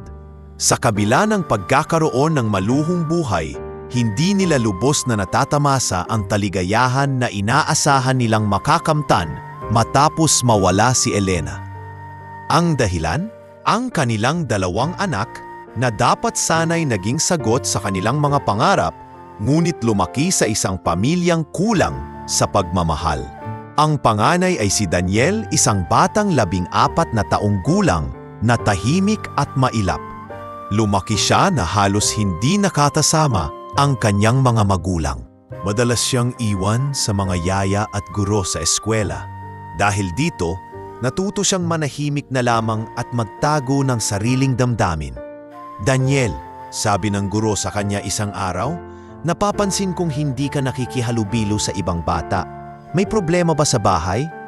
Umiling si Daniel. "Wala po ma'am, ayos lang po ako." Ngunit sa loob-loob niya, gusto niyang isigaw na hindi siya masaya, na araw-araw niyang hinahanap ang atensyon ng mga magulang. Ang bunso naman ay si Isabel, isang 10 taong gulang na masayahin, ngunit madalas ay nagiging pasaway para lang mapansin. Palagi siyang nagbibirong sobra, minsan ay nagiging magulo sa klase at madalas ay sinasabi ng mga guro sa mga magulang na dapat bigyan siya ng oras. Ngunit paano kung ang inay abala sa mga salo-salo at pamimili at ang amay palaging nasa negosyo o kay Marisa? Isang gabi, habang nag-uusap sina Victor at Marisa, hindi na iwasan ni Marisa ang magreklamo. Victor, bakit parang hindi natin mapalapit sa atin ng mga bata? Hindi ba't sapat na ibigay natin sa kanila ang lahat ng luho? Sumandal si Victor sa kanyang upuan, hawak ang isang baso ng alak. Hindi nila kailangan ng sobra-sobrang oras natin. May mga guro at yaya sila para doon. Hindi natin kailangang magpakalunod sa pagiging magulang. Pero Victor, giit ni Marisa, kung patuloy silang lumaki ng ganito, baka balikan tayo ng karma. Hindi mo ba nakikita? Hindi masaya si Daniel. Si Isabel naman, sobrang ligalig. Para bang kulang sila? Hindi sumagot si Victor, ngunit alam niyang totoo ang mga sinabi ni Marisa. Sa likod ng kanyang isip, may bahagyang kirot. Hindi lamang dahil sa mga anak, kundi dahil naaalala niya si Elena. Sapagkat sa lahat ng pagkukulang nila bilang magulang, alam niyang si Elena sana ang taong may kakayahang magbigay ng tunay na pagmamahal sa mga bata. Habang lumalaki sina Daniel at Isabel, mas lalo silang nagiging estranghero sa kanilang sariling tahanan. Sa mga okasyon tulad ng kaarawan, madalas wala ang kanilang mga magulang. Nandyan man sina Victor at Marisa, tila ba hindi tunay ang kanilang presensya, parang obligasyon lamang. Kuya, bulong ni Isabel isang gabi habang magkasama silang natutulog, bakit parang hindi tayo mahal ni Mama at Papa? Napahigpit ang yakap ni Daniel sa kanyang kapatid. Bahal nila tayo, Isabel. Siguro, hindi lang nila alam kung paano ipakita. Ngunit sa loob ni Daniel, alam niyang kulang ang kanilang tahanan. Hindi siya makalimot sa isang pangyayari ilang taon na ang nakararaan, noong maliit pa siya. Naaalala niya ang isang babaeng laging nakangiti. Laging handang yakapin siya tuwing umiiyak siya. Si Elena. Mama, bulong niya minsan sa kanyang sarili habang mag-isa sa silid. Bakit parang wala ka na? Sa kabilang dako, si Elena na ngayoy kilala bilang Alessandra ay nakaririnig na rin ng mga kwento tungkol sa mga anak ni na Victor at Marisa. Isang dating yaya ang lumapit sa kanya sa isang pagtitipon. Hindi alam na siya pala si Elena. Alessandra, wika ng babae, napakahirap alagaan ng mga batang Monteverde. Mahuhusay na bata, ngunit kulang sa gabay. Nakakaawa sila kasi parang hindi natutunan ng mga magulang na bigyan sila ng oras. Ang totoo, minsan sinasabi ng panganay na parang wala na raw siyang ina. Hindi ko alam kung bakit, pero palagi niyang hinahanap ang isang taong hindi ko naman kilala. Hindi nakapagsalita si Elena, para bang binasag ang kanyang puso. Ang kanyang mga anak, mga batang dapat sanay siya ang nag-aaruga, ay lumalaki na walang tunay na yakap ng isang ina. Napaluha siya ng palihim. At sa kanyang isip ay nagpasya. Kung kaya kong bumangon mula sa pagkakanulo, bulong niya sa sarili, hindi ko hahayaang tuluyang mawalan ng kinabukasan ang aking mga anak. Hindi pa nila alam, pero darating ang araw, makikilala nila muli ang kanilang tunay na ina. Samantala, patuloy na lumalalim ang alitan sa loob ng pamilya Monteverde. Si Marisa ay madalas nagagalit sa mga bata kapag hindi sumusunod. Daniel, sigaw niya, minsang nahuli ang bata na hindi nagsalita sa harap ng bisita. Ano ba yang ugali mo? Hindi ka ba marunong makisama? Wala kang pinagmanahan. Tahimik lang si Daniel, ngunit ramdam ang sugat sa kanyang puso. Isabel, dagdag ni Marisa, habang nagliligpit ng mga laruan. Ilang beses ko bang sasabihin? Huwag kang magkalat? Hindi ka ba marunong magbigay ng respeto sa bahay na ito? Naiiyak si Isabel at lumapit sa kanyang kuya. Uya, gusto ko na lang sana ng ibang mama. Habang lumalala ang kanilang suliranin, mas naging malinaw sa kapalaran na ang kawalan ng pagmamahal at gabay sa mga bata ay unti-unting sisira hindi lamang sa kanila kundi pati na rin sa imahe ni na Victor at Marisa. At sa kabilang panig ng mundo, Si Elena, sa katauhan ni Alessandra ay patuloy na naghahanda, hindi lamang para sa kanyang pagbabalik, kundi para rin sa pagkakataong muling makasama ang kanyang mga anak. Sapagkat sa puso niya, naniniwala siyang ang tunay na hustisya ay hindi lamang ang pagbagsak ng mga nagtaksil sa kanya, kundi ang pagbabalik ng mga anak na matagal na niyang pinagnanasaan na muling mayakap at mahalin. Sa paglipas ng panahon, habang patuloy na umuunlad ang negosyo ni Elena sa katauhan niyang si Alessandra, hindi niya nakalimutang ang tunay na dahilan kung bakit siya nabuhay at nakaligtas. Ang bawat araw na lumilipas ay nagiging paghahanda para sa araw ng kanyang pagbabalik. Hindi ito basta pagbabalik upang ipakita na siya'y buhay, kundi isang pagbabalik na puno ng katotohanan at hustisya laban sa mga taong nagtaksil sa kanya. Isang gabi, habang nakaupo siya sa kanyang opisina sa bagong tayong gusali ng kanyang pagawaan, kausap niya si Mateo, ang dating accountant na tumulong sa kanya. Mateo, seryosong wika ni Elena, alam kong marami ka pang hawak na dokumento mula sa kumpanya ni na Victor. Kailangan ko ang lahat ng iyon, hindi lamang para patunayan ang kanilang maling pamamalakad, kundi para mailabas ang mga taong ginawan nila ng kasamaan. Tumango si Mateo, oo Alessandra, Elena, naitabi ko ang ilan, alam kong darating ang oras na kakailanganin natin ito.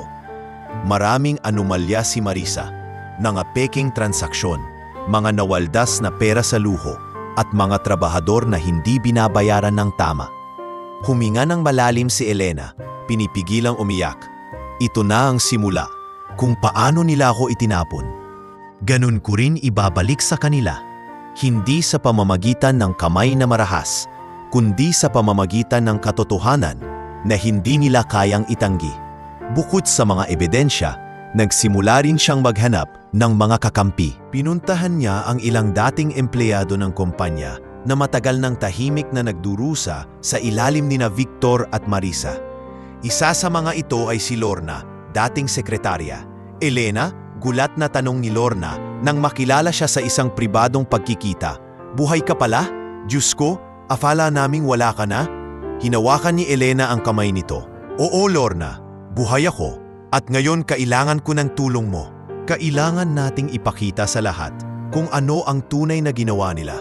Hindi lamang sa akin, kundi pati na rin sa negosyo at sa mga taong umaasa rito. Napaiyak si Lorna. Matagal ko nang gustong magsalita. Pero natakot ako. Si Victor, malakas ang impluensya. Si Marisa, mapanira. Pero kung ikaw mismo ang mangunguna, Elena, handa akong sumama. At sa puntong iyon, nagsimulang mabuo ang kanyang puwersa. Hindi na siya nag-iisa. Mayroon na siyang mga taong handang tumayo sa tabi niya upang ilantad ang kasamaan ni na Victor at Marisa. Habang abala siya sa pag-ipon ng ebidensya at sa pagbabalak ng tamang oras, hindi rin niya nakalimutan ang kanyang mga anak. Sa pamamagitan ng mga koneksyon sa lipunan, palihim niyang sinubaybayan ang kanilang buhay. Nakita niya ang mga larawan ni na Daniel at Isabel sa mga pahayagan at social media. Mga larawang puno ng luho, ngunit kulang sa ngiti. Mga anak ko, bulong niya habang hawak ang isa sa mga larawan. Darating ang araw na makikilala ninyo ako. Hindi ako mawawala magpakailanman. Samantala, sa mansyon ni na Victor at Marisa, lalong lumalala ang sitwasyon. Ang kumpanya ay nasa bingit ng pagkabangkarote at maraming investor ang umatras dahil sa maling pamamalakad. Victor, sigaw ni Marisa habang nagbabalibag ng papel sa mesa. Ano na naman ito? Bakit tuluyan na tayong iniiwan ng mga kliyente? Pagod nang sumagot si Victor. Kasalanan mo rin ito, Marisa. Puro kaluho, puro kagas. Kasalanan ko? Mariing balik ni Marisa. Ikaw ang lalaki rito. Ikaw ang dapat nagdadala ng kumpanya. Pero tingnan mo ang nangyari, wala ka ring silbi. Habang nag-aaway sila, si Elena ay patuloy na naghahanda. Alam niyang hindi sapat ang ebidensya. Kailangan niya ring maging matatag sa emosyonal at pisikal na aspeto. Araw-araw, pinapalakas niya ang kanyang loob. Sa bawat pagninilay sa gabi, paulit-ulit niyang sinasabi sa sarili, hindi ako babalik bilang mahina. Babalik ako bilang babae na hindi nila kayang durugin. Nang sumapit ang isang gabi ng pagtitipon para sa mga kilalang negosyante, nakatanggap siya ng imbitasyon. Isa itong okasyon kung saan naroon sina Victor at Marisa, kasama ang kanilang mga anak.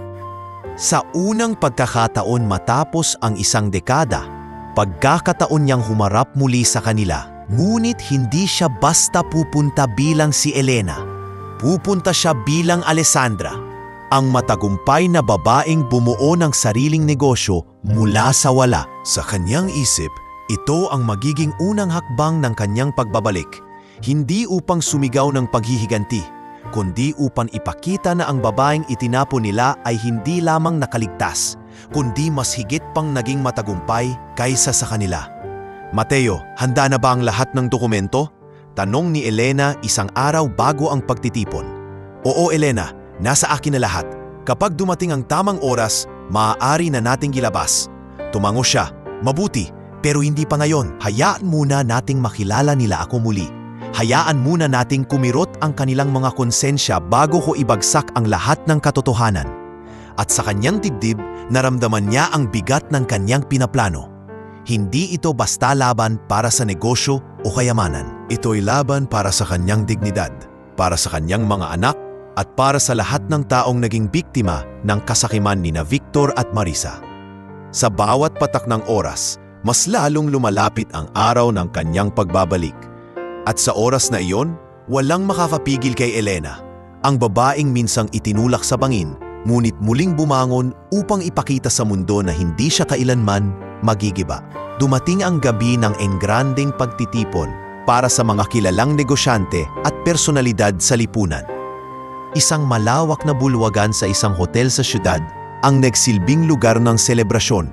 Puno ng mga chandelier na kumikislap, mga musikong tumutugtog ng klasikong himig, at mga bisitang nakasuot ng magagarbong kasuotan. Ang lahat ay naroon, mga taong may impluwensya, mga may-ari ng negosyo, at siyempre, sina Victor at Marisa Monteverde, kasama ang kanilang mga anak.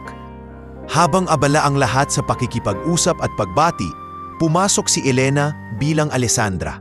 Naka-gown siya na kulay pilak, elegante ngunit hindi sobra, at ang kanyang buhok ay inayos ng simple ngunit marangal.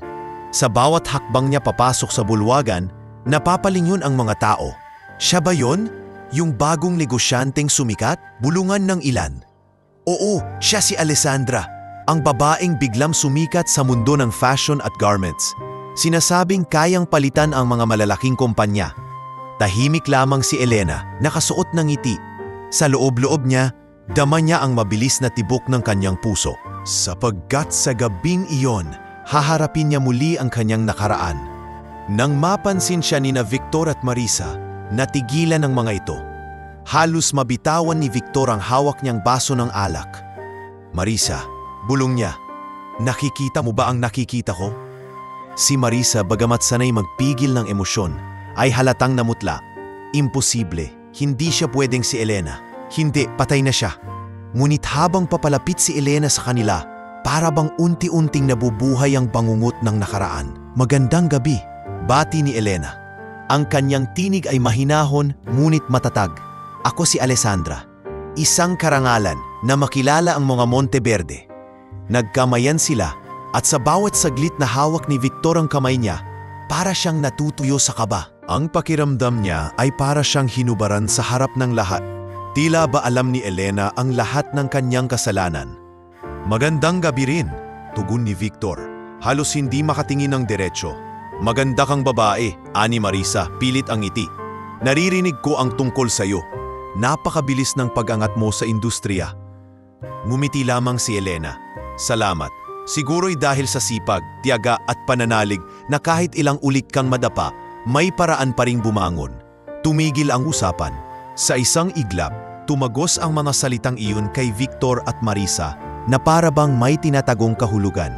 Samantala, ang mga anak nilang sina Daniel at Isabel ay nakatingin kay Elena na parang may kakaibang koneksyon.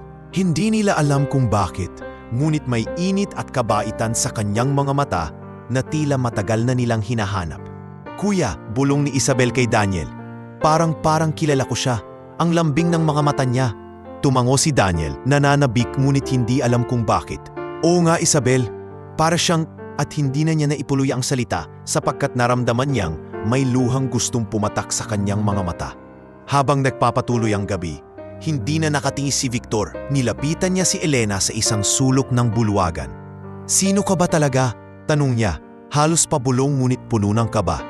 Bakit parang kilalang kilala kita? Tinitigan siya ni Elena, mahaba at matalim, ngunit hindi nawawala ang kanyang ngiti. Ako? Isa lang akong babaeng minsang itinapon ng buhay sa bangin. Pero heto ako, buhay at mas matatag. Halos mawala ng kulay ang mukha ni Victor. Mabilis siyang lumayo, takot na baka marinig ng iba ang kanilang usapan. Si Marisa naman ay hindi mapakali. Sa bawat ganaw ni Elena, para bang nakikita niya ang babaeng minsan nilang nilapastangan. Hindi siya makatulog sa gabing iyon kahit nagtatapos na ang pagtitipon. Ngunit para kay Elena, ang gabing iyon ay simula ng pagbabalik. Sa kanyang puso, alam niyang nakita na niya ang takot sa mga mata ni na Victor at Marisa. Hindi pa oras upang ilabas ang ebidensya, ngunit sapat na ang kanilang pangamba upang magsimula ng paggawasak ng kanilang mundo. Pag-uwi ni na Victor at Marisa, nagkaroon sila ng matinding pagtatalo. Victor, sigaw ni Marisa, halos mawala ng kontrol. Bakit parang si Elena yon? Hindi ba tayo mismo ang nagtapon sa kanya? Sumigaw si Victor, nanginginig. Hindi ko alam. Pero ang mga mata niya, iyon ang parehong mga mata ni Elena. Diyos ko, Marisa, paano kung buhay nga siya? Naglakad si Marisa paikot sa kanilang silid, hawak ang kanyang ulo. Kung buhay siya, tapos na tayo Victor. Tapos na ang lahat. Samantala, si Elena ay nakaupo sa kanyang silid. Hawak ang mga larawan ng kanyang mga anak. Tahimik siyang ngumiti at bulong sa sarili. Hindi ko pa sila maipapakilala ngayon, pero malapit na. Malapit na ang araw na makikilala nila ako bilang kanilang tunay na ina. Sa gabing iyon, habang natutulog ang syudad, nagsimula na ang hindi mapipigilang pagbabalik ni Elena. Sa unang pagkikita pa lamang, naitanim na niya ang takot at pagdududa sa puso ni na Victor at Marisa. At alam niyang ito'y simula pa lamang ng mas matinding pagbagsak na darating. Lumipas ang ilang linggo matapos ang unang muling pagkikita. Ang pangalan ni Alessandra ay patuloy na umaangat sa industriya at kasabay nito, lalo namang bumabagsak ang reputasyon ni na Victor at Marisa. Mabilis ang pagkalat ng mga balita tungkol sa mga anomalya ng kanilang kumpanya. Mga proyektong hindi natapos, mga empleyadong hindi binayaran at mga investor na tuluyang umatras. Ang mga bulong-bulungan ay naging sigaw at sa wakas, umabot ito sa korte. Isang hapon, dumating si Mateo sa opisina ni Elena, dala ang makapal na folder. Elena, seryosong sabi niya, ito na ang lahat ng dokumentong kailangan mo. May mga kontrata, resibo, at bank statements na magpapatunay ng pandaraya ni na Victor at Marisa. Tinanggap ni Elena ang folder. Nanginginig ang kanyang mga kamay. Mateo, ito na ang matagal kong hinihintay. Salamat sa katapatan mo. Hindi lang ito laban ko. Laban din ito ng lahat ng nilapastangan nila. Kasama ang kanyang mga abogado at ilang testigo, nagsimula ang formal na kaso laban kina Victor at Marisa. Sa araw ng unang pagdinig, puno ng tao ang korte, mga mamamahayag, dating empleyado ng kumpanya, at mga taong naghihintay ng hustisya.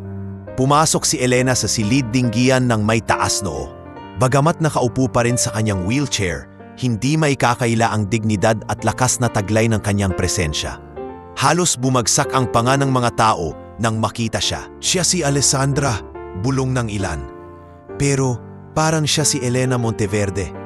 Sa kabilang panig, dumating sina Victor at Marisa na kapwa halatang balisa. Nang makita nila si Elena, halos hindi sila makapagsalita. Diyos ko, bulong ni Victor. Siya nga, buhay siya. Si Marisa namutla at halos mawalan ng lakas. Imposible, hindi siya dapat buhay. Nang magsimula ang paglilitis, ipinakita ng mga abogado ni Elena ang mga ebidensya. Ang mga dokumentong ito, wika ng abogado, ay nagpapatunay ng maling paggamit ng pondo ng kumpanya. May mga peking kontrata, hindi maipaliwanag na withdrawal ng milyong-milyong piso at mga ari-ariang binili gamit ang pondo ng mga investor. Habang ipinapakita ang mga larawan at dokumento, lalong nadidiin sina Victor at Marisa. Tumayo si Mateo bilang saksi at nagsalita ng buong tapang. Bilang dating accountant ng kumpanya, ako mismo ang nakakita sa mga anomalya. Ilang beses kong sinubukan ipaalam ito kay Ginoong Monteverde, ngunit ako'y pinagbantaan. Napilitan akong umalis para mailigtas ang sarili ko.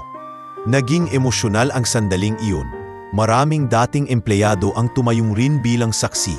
Ikinuwento ang kanilang mga dinanas, ang mga hindi natanggap na sweldo, ang pang-aabuso at ang kawalan ng hustisya. Ngunit ang pinakamalaking dagok ay nang tumayo si Elena mismo sa harap ng lahat.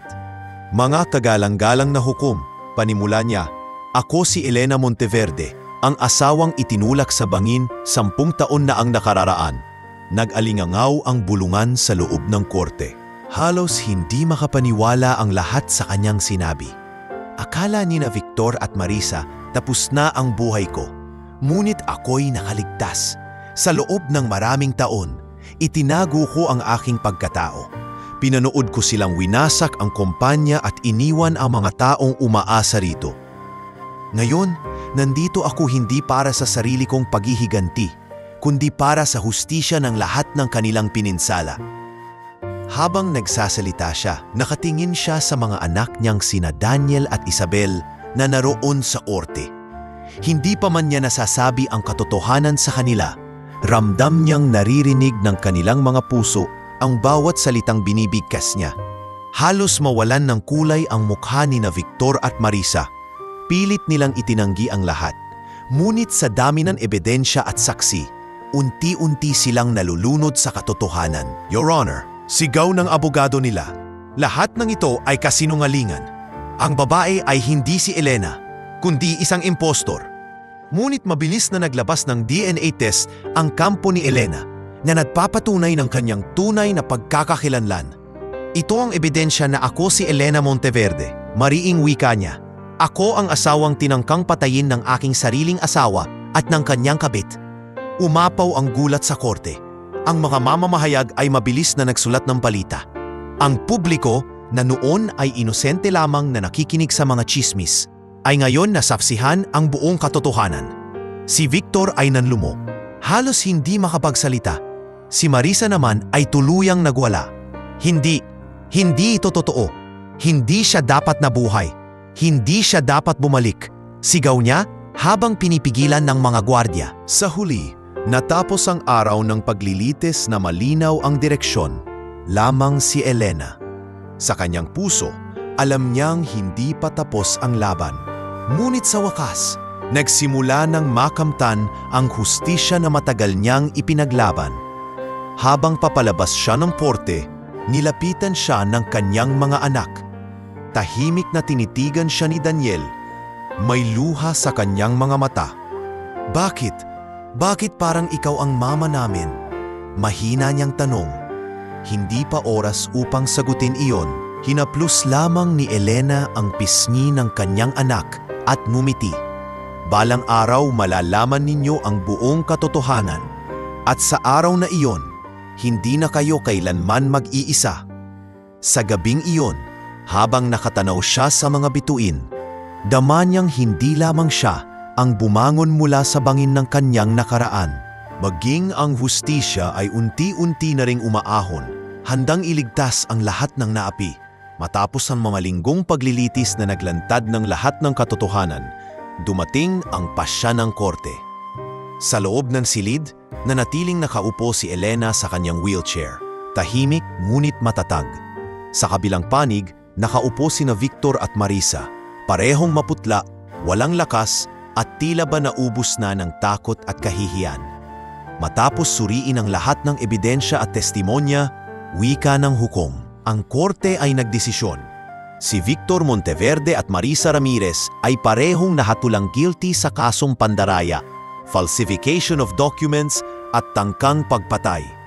Dahil dito, sila ay makukulong ng hindi bababa sa 20 taon.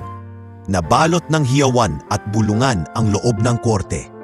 Ang mga dating empleyado ng kumpanya na dati natakot na magsalita ay nagpalakpakan sa wakas. Para sa kanila, iyon na ang hustisyang matagal na nilang hinihintay. Samantala, sa labas ng porte, naroon sina Daniel at Isabel. Halos hindi nila matanggap ang lahat ng nalaman. Ang kanilang mga guro at tiyahin ang kasama nila roon upang ipaliwanag ang lahat. Mga anak, wika ng tiyahin nilang si Teresa, kapatid ni Victor, mula ngayon, ako na muna ang mag-aalaga sa inyo. Alam kong mabigat ang lahat ng ito, pero kailangan ninyong malaman na hindi kayo nag-iisa. Tahimik lamang si Daniel, ngunit bakas sa kanyang mukha ang labis na pagkalito. Si Isabel naman ay humahagulgul, mahigpit na yakap-yakap ang kanyang kuya. Kuya, umiiyak na sabi ni Isabel, wala na ba talaga si mama at papa? Hindi na ba sila babalik? Hinaplos ni Daniel ang buhok ng kanyang kapatid at pinilit magpakalakas. Hindi na katulad ng dati, Isabel, pero andito ako para sa'yo. Hindi kita iiwan. Habang naroroon si Elena, palihim niyang tinitingnan ng kanyang mga anak. Gusto niyang lumapit, gusto niyang yakapin sila at ipagsigawan na siya ang tunay nilang ina. Ngunit pinigilan niya ang sarili. Hindi pa iyon ang tamang oras. Alam niyang sugatan pa ang kanilang mga puso at kailangan muna nilang unti-unting tanggapin ang lahat bago niyang ibunyag ang totoo. Samantala, sa loob ng kulungan, nagsimula ng maramdaman ni Victor at Marisa ang tunay na kaparusahan. Hindi na sila ang makapangyarihan at iginagalang na mag-asawa. Ngayon, sila ay dalawang bilanggo lamang na walang magawa. Victor, galit na bulong ni Marisa habang nakaupo sa malamig na sahig ng selda. Kasalanan mo ang lahat. Kung hindi mo ako sinunod noon, kung hindi mo ako pinilit na gawin ang plano, hindi sana tayo nandito. Umiling si Victor, walang lakas ang tinig. Marisa, wag mo akong sisihin. Pareho tayong may sala. Pareho nating pinili ang kasakiman kaysa pagmamahal. At ngayon, ito ang kabayaran. Bumagsak ang luha ni Marisa, ngunit walang sino man sa kanila ang kayang ibalik ang nakaraan. Ang yaman na dati nilang pinagmamalaki ay naglaho na. Ang mga ari-arian ay nasamsam. Ang kumpanya ay tuluyan ng nagsara. At ang kanilang mga anak ay nawala sa kanilang piling. Habang nagtatagal, unti-unting lumubog sa kawalan ang pangalan ng Monteverde sa mundo ng negosyo. Ang mga dating partner at kaibigan nila ay lumayo. Iniwasan silang makilala. Wala nang natira kundi alaala ng kanilang kasalanan at kaparusahan. Sa kabilang banda, si Elena ay naging simbolo ng pag-asa para sa marami. Sa mga pahayagan, siya ang babaeng bumangon mula sa kawalan at nagdala ng hustisya. Ngunit sa kanyang puso, hindi iyon tungkol lamang sa tagumpay.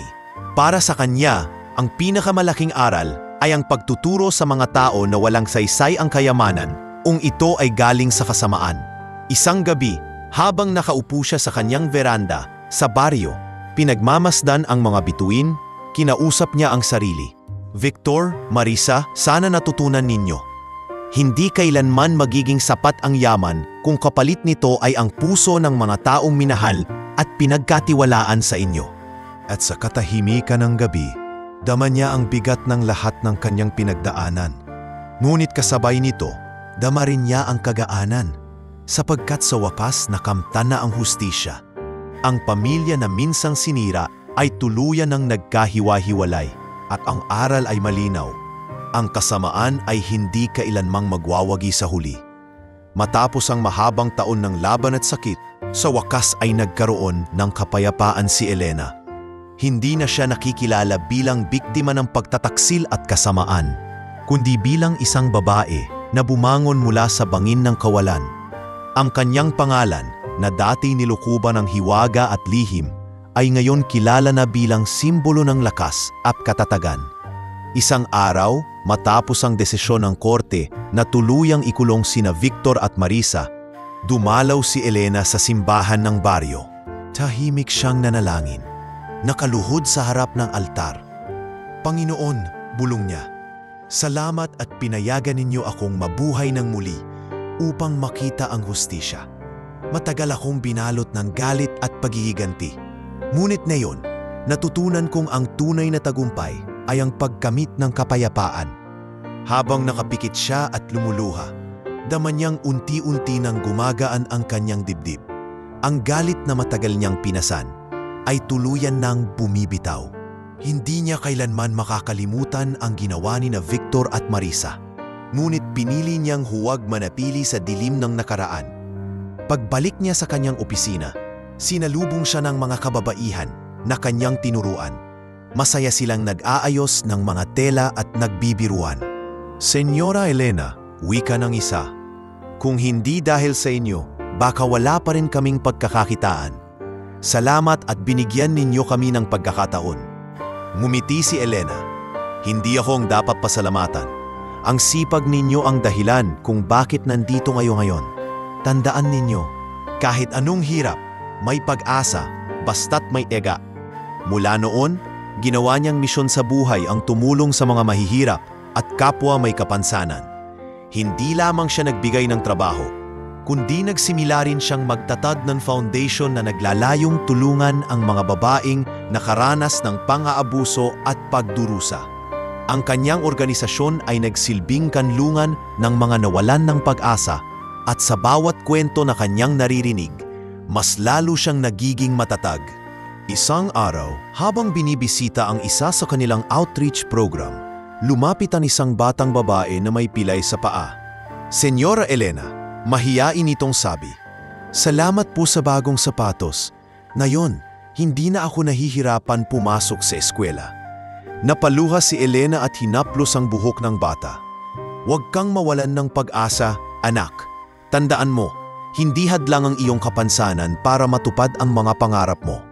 Dahil dito, mas lumakas ang kanyang loob. Alam niyang hindi na sayang ang kanyang buhay. Mula sa pagiging isang biktima, siya ngayon ay naging ina ng maraming nangangailangan. Sa mga panahong iyon, muling nagkaroon ng pagkakataon si Elena na harapin ang kanyang mga anak, sina Daniel at Isabel. Sa tulong ng kanilang tiyahin na si Teresa, unti-unti niyang nakilala ang mga ito. "Senyora Elena," wika ni Teresa, "matagal ko nang gustong sabihin sa kanila ang totoo. Pero baka masyado pa silang bata para tanggapin ang lahat." Ngumiti si Elena, may halong lungkot at pag-asa. "Darating din ang araw, Teresa. Hindi ko sila madaliin. Ang mahalaga, nakikita kong lumalaki silang mabuti at natututo mula sa mga pagkakamali ng kanilang mga magulang." At ganun nga ang nangyari. Hindi man niya agad masabi ang buong katotohanan. Pinili niyang maging malapit sa kanila sa paraang hindi nagdudulot ng bigat. Naging gabay siya sa kanilang pag-aaral at sa kanilang mga desisyon, nang hindi kinakailangang ipilit na siya ang kanilang tunay na ina. Sa paglipas ng panahon, mas lalong nakilala si Elena, hindi lamang sa negosyo, kundi sa buong lipunan. Inimbitahan siya sa iba't ibang pagtitipon upang magsalita. Sa mga entablado, ipinahagi niya ang kanyang kwento, hindi para ipagyabang, kundi para magbigay ng inspirasyon. "Hindi madali ang pinagdaanan ko," wika niya sa harap ng maraming kababaihan sa isang komperensya. "Ngunit kung may natutunan ako, ito'y ang katotohanang hindi tayo kayang talunin ng kasamaan kung hindi natin ito pahihintulutan. Ang sakit ay totoo, pero maaari rin itong maging simula ng panibagong lakas." Tumayo ang mga tao at pinalakpakan siya, hindi lamang bilang isang matagumpay na negosyante, kundi bilang isang huwarang babae. Habang umuwi siya mula sa komperensya, napatingin siya sa salamin ng sasakyan. Nakita niyang sariling larawan. Hindi na ang dating Elena na umiiyak at sugatan, kundi ang Elena na muling natutong umiti. Mahirap man ang lahat, bulong niya sa sarili, pero natutunan ko ring tanggapin. Ang paghihiganti ay nagbigay ng hustisya, ngunit ang pagtanggap ang nagbigay sa akin ng kapayapaan, at mula sa araw na iyon, tuluyan na niyang isinara ang pintuan ng nakaraan. Pinili niyang mabuhay hindi para sa galit, kundi para sa pag-ibig at kabutihan. Siya si Elena, ang babaeng minsang itinulak sa bangin, ngunit muling bumangon at naging liwanag sa dilim ng iba. Sa kabila ng kapayapaang natagpuan ni Elena, nanatiling tahimik ang kanyang puso. Matagal siyang hindi nag-isip ng tungkol sa pag-ibig. Sapat na para sa kanya ang mga taong natutulungan at ang mga anak na unti-unti niyang napalalapit sa kanyang buhay. Ngunit sadyang may mga pagkakataong ang pag-ibig ay dumarating ng hindi inaasahan. Isang araw, Inimbitahan siya ng isang kaibigan upang magsalita sa isang fundraising event para sa mga kababaihan. Doon niya nakilala si Gabriel, isang arkitekto na kilala hindi lamang sa kanyang talento kundi pati sa kanyang kabutihan. Malapit si Gabriel sa mga proyekto para sa mahihirap, lalo na sa pagpapatayo ng mga paaralan at bahay para sa mga nawalan ng tirahan. Senyora Elena, magalang nabati ni Gabriel matapos ang kanyang talumpati. Napakaganda ng inyong kwento, nakaka-inspire. Alam niyo, matagal ko nang gustong makilala ang babaeng naririnig ko sa mga balita. Numiti si Elena, bahagyang nahihiya. Salamat, Ginoo. Ang lahat ng ito ay hindi ko naranasan para ipagyabang. Ang gusto ko lamang ay ibahagi na kahit gaano kalalim ang sugat, may paggaling din. Mula noon, nagsimula ang kanilang pagkakaibigan. Madalas silang magkita para sa mga proyekto. Nakatulong si Gabriel sa pagpapalawak ng foundation ni Elena. Siya ang nagdisenyo ng bagong gusali para sa mga kababaihan at kabataang may kapansanan na tinupulungan ng kanyang organisasyon. Alam mo, Elena, sabi ni Gabriel habang ipinapakita ang plano ng gusali, gusto kong bawat sulok nito ay magbigay ng pag-asa. Hindi ito dapat mukhang ospital o kulungan. Gusto kong pakiramdam nila ay tahanan. Natuwa si Elena sa kanyang pananalita. Napakaganda ng ideya mo, Gabriel. Iyan ang matagal ko ng pangarap. Sa bawat araw na lumilipas, naging malapit sila sa isa't isa. Si Gabriel ay laging magaan kausap, maingat sa kanyang mga salita, at higit sa lahat, may respeto kay Elena. Hindi niya kailanman tinrapo ang babae bilang mahina dahil sa kanyang kondisyon. Sa halip, nakita niya ito bilang isang malakas at kahangahangang babae. Ngunit sa puso ni Elena, may takot pa rin. Isang gabi, matapos ang isang pagpupulong, nag-usap sila sa veranda ng kanyang opisina. Tahimik silang nakatingin sa mga bituin nang biglang magsalita si Elena. Gabriel, mahinahon niyang sabi, huwag kang magagalit pero natatakot akong muling magmahal. Nasaktan ako ng sobra noon. Ang taong pinangakuhan akong mamahalin habang buhay ay siya ring nagtulak sa akin sa bingit ng kamatayan. Paano ako makasisiguro na hindi na mauulit ang lahat? Tumingin si Gabriel sa kanya. Seryoso at tapat ang mga mata. Elena, hindi ako ang lalaking iyon. Hindi ko maipapangakong hindi ka masasaktan. Sapagkat lahat ng relasyon ay may kasamang sakit at sakripisyo. Ngunit maipapangako ko ito. Hinding-hindi kita pagtataksilan o ipagpapalit. Ang pagmamahal para sa akin ay respeto. At iyon ang ibibigay ko sa iyo. Napaluha si Elena. Sa unang pagkakataon matapos ang mahabang panahon, naramdaman niyang may isang taong handang tumanggap sa kanya ng buo. Hindi dahil sa kanyang tagumpay, kundi dahil sa kung sino siya. Lumipas ang mga buwan at lalong lumalim ang kanilang ugnayan. Kahit ang mga anak ni na Victor at Marisa na paminsan-minsan ay nakakasama ni Elena ay napalapit kay Gabriel. Kuya, bulong ni Isabel kay Daniel isang araw, gusto ko si Tito Gabriel. Ang bait niya kay Mama Elena. Napatingin si Daniel kay Gabriel na masayang nakikipaglaro sa kanyang kapatid. Oo nga, Isabel, para siyang tunay na tatay. Hindi alam ng mga bata ang buong katotohanan. Ngunit dama nila na may kakaibang koneksyon si Gabriel kay Elena. Isang koneksyon na puno ng respeto at pagmamahal. Sa kabila ng lahat, hindi agad nagmadali si Elena. Pinili niyang hayaan ang panahon ang magpatunay kung totoo ang lahat. Ngunit habang mas nakikilala niya si Gabriel, mas lalo niyang napapansin na ito ang kabaligtaran ni Victor. Kung si Victor ay puno ng kasakiman at pagnanasa, si Gabriel naman ay puno ng malasakit at kabutihan. Isang hapon, habang nagbabantay sila sa isang paaralan na kanilang tinutulungan, nagtanong si Gabriel, Elena, handa ka na bang bigyan muli ng pagkakataon ang puso mo? Tahimik si Elena, nakatingin sa mga batang masayang naglalaro sa paligid. Sa kanyang dibdib, naramdaman niyang may pintuang muling bumubukas. Sa wakas, matapos ang lahat ng sugat at luha, natutunan niyang may mga tao pa ring marunong magmahal ng tapat. Gabriel, wika niya, ngumiti at may luhang pumatak sa kanyang pisngi. Hindi ko alam kung kaya ko pa. Pero kung may taong karapat-dapat subukan, ikaw yun. At sa gabing iyon, sa ilalim ng mga bituin, nagsimula ang isang bagong yugto sa kanyang buhay. Ang dating sugatan at itinapon sa bangin ay muling natutong magmahal, hindi dahil nakalimutan niya ang nakaraan, kundi dahil natutunan niyang ang tunay na pag-ibig ay hindi kailanman magtataksil. Lumipas ang mga taon, at si Elena ay tuluyan ng nakilala hindi lamang sa baryo kundi sa buong bansa. Ang kanyang pangalan ay naging simbolo ng muling pagbangon mula sa kawalan, at maraming kababaihan at kalalakihan ang humuhugot ng inspirasyon mula sa kanyang kwento. Hindi na siya simpleng babaeng itinulak sa bangin, kundi isa ng haligi ng pag-asa at lakas para sa marami. Sa kanyang foundation, libu-libong kababaihan na may kapansanan ang natutong magtrabaho at mabuhay ng may dignidad.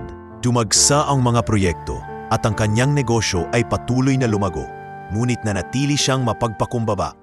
Sa bawat pagtitipon na kanyang dinaluhan, laging naroon ang kanyang mensahe. Hindi kailanmang huli ang lahat para bumangon. Ang sugat ay hindi wakas, kundi simula ng panibagong lakas. Samantala, sina Daniel at Isabel ay naging mas malapit kay Elena. Unti-unti sa tulong ng tiyahin nilang si Teresa, nalaman nila ang buong katotohanan. Siya ang tunay ninyong ina. Mahinahong sabi ni Teresa isang gabi habang magkakasama sila sa hapagkainan. Si Elena ang babaeng itinulak noon nina Victor at Marisa, ngunit siya rin ang babaeng bumangon para sa inyo. Nanlaki ang mga mata ni Daniel, habang si Isabel ay napaiyak. Ibig sabihin, si Mama Elena, siya ang hinahanap ko noon pa? Tahimik na tumango si Elena, bakas sa kanyang mukha ang kaba at pag-asa. Mga anak, hindi ko alam kung paano ninyo matatanggap ang lahat. Pero oo, ako ang inyong tunay na ina. Matagal kong hinintay ang araw na ito, at kahit hindi ninyo agad ako matanggap, mahal na mahal ko kayo. Lumapit si Isabel at mahigpit siyang niyakap. Mama, pakiramdam ko, ikaw ang matagal ko nang hinahanap. Ngayon alam ko na kung bakit ganoon ang naramdaman ko nung una pa lang kitang makita. Si Daniel, bagamat mas tahimik, ay lumapit din at hinawakan ang kamay ng kanyang ina. Hindi madali para sa akin, Mama. Pero ngayon, mas naiintindihan ko kung bakit ganito kami lumaki. At salamat, dahil kahit iniwan ka nila, hindi mo kami tinalikuran. Ang pagtanggap ng kanyang mga anak ang isa sa pinakamahalagang tagumpay ni Elena. Hindi man niya naibigay sa kanila ang kanilang kabataan. Binigyan naman siya ng pagkakataon ng Diyos na makasama sila sa kanilang paglaki at pagkatao. Samantala, sina Victor at Marisa ay nanatili sa loob ng kulungan. Ang dating marangyang pamumuhay ay napalitan ng malamig na selda at kawalan ng dignidad. Wala na silang yaman, wala na silang pangalan, at higit sa lahat, wala na silang Ang kanilang mga anak ay hindi na bumisita, at ang kanilang pangalan ay naging paalala na walang saysay ang kayamanan kung ito'y nakamit sa kasamaan. Habang sila'y unti-unting nalulugmok sa kawalan, si Elena naman ay namuhay ng may kapayapaan. Kasama si Gabriel, natuunan niyang muling magmahal at magtiwala. Hindi naging madali, ngunit ang kanilang relasyon ay naging matatag at puno ng respeto. Gabriel, wika niya isang gabi habang nakaupo sila sa ilalim ng mga bituin. Hindi ko alam kung paano ko kakayanin ang lahat kung hindi ka dumating. Salamat at tinanggap mo ako ng buo. Kasama ang lahat ng sugat at nakaraan, hinawakan ni Gabriel ang kanyang kamay. Elena, ikaw ang pinakamalakas na babaeng nakilala ko. At sa bawat araw, ipinagmamalaki kong ikaw ang aking kasama. Hindi mo na kailangang lumaban mag-isa dahil kasama mo na ako. Sa huli, natutunan ni Elena na ang tunay na tagumpay ay hindi lamang ang pagkamit ng hustisya laban sa mga nagtaksil sa kanya, kundi ang kakayahang magpatawad at mamuhay ng may kapayapaan. Ang kanyang mga anak ay lumaki na may aral ng kababaang loob at malasakit. Ang kanyang pangalan ay naging huwaran ng katatagan. Sa paglipas ng mga taon, si Elena ay namuhay ng payapa at masaya. Hindi na siya binalikan ng mga bangungot ng nakaraan. Sa halip, ang kanyang kwento ay naging alamat. isang paalala na kahit gaano kalalim ang sugat, mayroong pag-asa at bagong simula. At nang siya'y pumanaw sa piling ng anyang pamilya at mga mahal sa buhay, iniwan niya ang isang pamana, isang kwento ng babaeng itinulak sa bangin, ngunit muling bumangon, nagtagumpay at naging ilaw sa madilim na landas ng marami.